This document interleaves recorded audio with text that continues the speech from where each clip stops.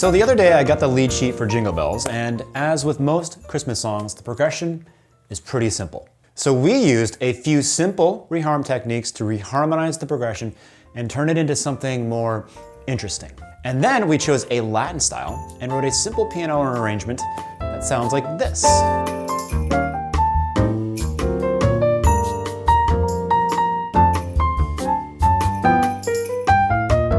If you want to listen to the entire arrangement, check out the video in the iCard or the link in the description. So in this video, I'll show you the reharm techniques that we used and how they work. So you can take any lead sheet and make it a bit more interesting.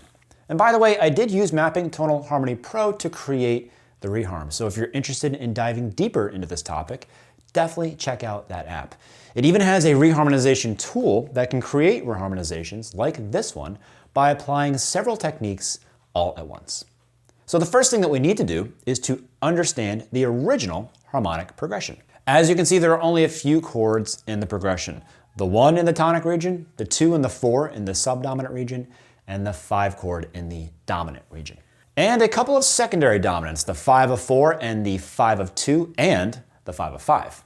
One thing that's really weird is that when you look at the harmonic paths, you can see there's a perfect authentic cadence, the plagal cadence, and all the secondary dominants resolve to the expected targets, except for the 5 of 2. This is a clear indication that the 5 of 2 is not resolving as expected. Maybe it's part of an extended dominant sequence, D7 to G7 to C7. But when you look at the score, the D7 goes directly to C7, the 5 chord. I can tell you right away that this is not gonna sound that good, even without playing anything. Whoever transcribed this probably doesn't know much about harmony. So let's fix it. And there are two options here. One, the D7 resolves to the expected G minor 7. Or two, the D7 is part of an extended dominant sequence, so D7 goes to G7. And as you can see, either of them is 10 times better than the one in the original lead sheet. The important perspective to adopt is that in tonal harmony, there are several chords that are available to you in each key. Each chord plays a specific role in the progression, and we can assign Roman numerals to express these chords as functions.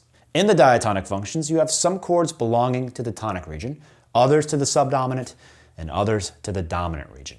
And you also have secondary dominants that are used to target those diatonic chords, like the 5 of 2 that we just mentioned. And to make sure that the progression sounds good, you must follow the main roads from function to function. So when you reharmonize, you should always ask, where am I starting and where do I want to go? Actually, where do I want to go is the most important question, and you'll see why in a bit. Also, chords in the same region are substitutes of each other. Each region has its own sound. So for example, the 2 and the 4 chords are always interchangeable. All right, so here's your first technique. Use a secondary dominant to target a diatonic chord.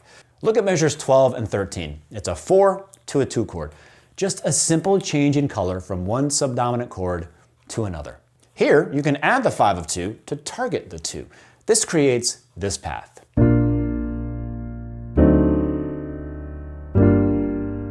Forget about the chord names for a second. The technique is always the same. Interpolate the 5 of your target.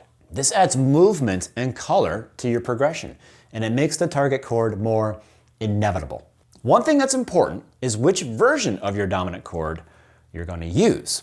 Dominant chords can sustain lots of tension since their role is based on creating tension that is resolved by the target. If the target chord is minor, you want your dominant chords to contain flat 9s and or sharp 9s, which are interchangeable, and flat 13s, which is why you see this D7 sharp 9 in measure 12.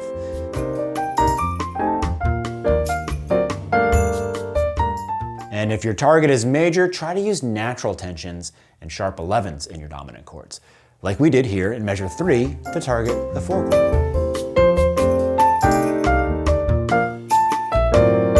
It's worth noting that this use of natural tension is never explicitly expressed through the chord symbol. So the second technique used in our arrangement is the use of 2 minor interpolations, like we did here.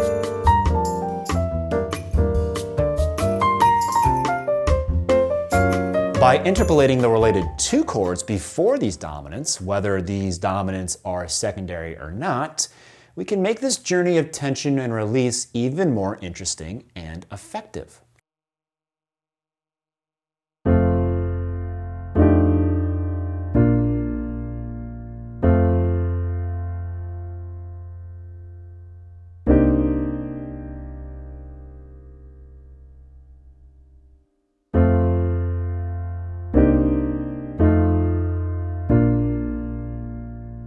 Our third technique involves substituting chords out with other chords within the same region. For example, in measure 21, we replaced the 4 chord with a different chord found within the subdominant region, the 2 chord. And this now affords us another opportunity to substitute out another chord, the 5 of 4 in measure 20. Now that we're no longer targeting B flat, we can swap out this F7 with the 5 of our new 2 chord.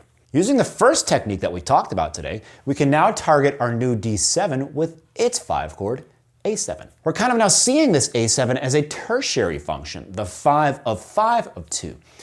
But tertiary functions aren't really a thing. All tertiary functions can be reduced to some other secondary function. For example, our A7 is actually the 5 of 6. And all of this lays the groundwork for us to talk about our next technique, tritone substitutions. Tritone subs are dominant chords rooted a tritone away from the original dominant chord.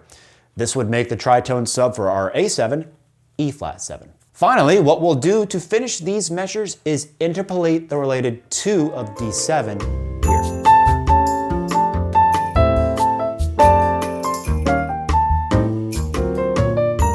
Another technique is the use of line cliches on major chords that last for several beats.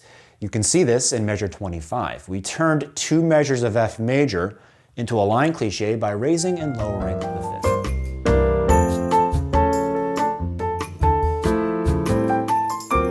In measures 29 through 32, the original starts on the 4 chord, and we just have a plagal cadence, followed by a perfect authentic cadence. And when you see paths like this one that start on the 4 and end on the 1, you can always use that gospel blues path that goes through the sharp 4 diminished 7, which can also be seen as the 7 diminished 7 of 5.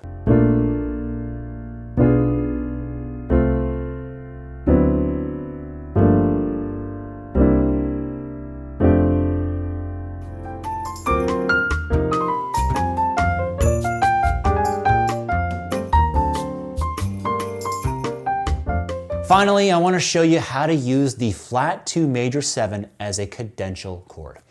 In measure 32, the phrase ends on a 1 chord, and the next phrase starts on a 1 chord also.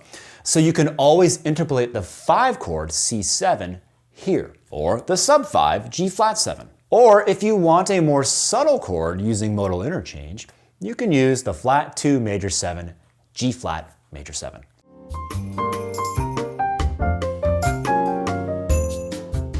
Hope today's lesson was super helpful to you. We've annotated the entire score with all of the techniques used. All of our Patreon members will receive the PDF, or you can get it on mDecks.com. See the description down below. Thanks for watching. We'll see you on the next video.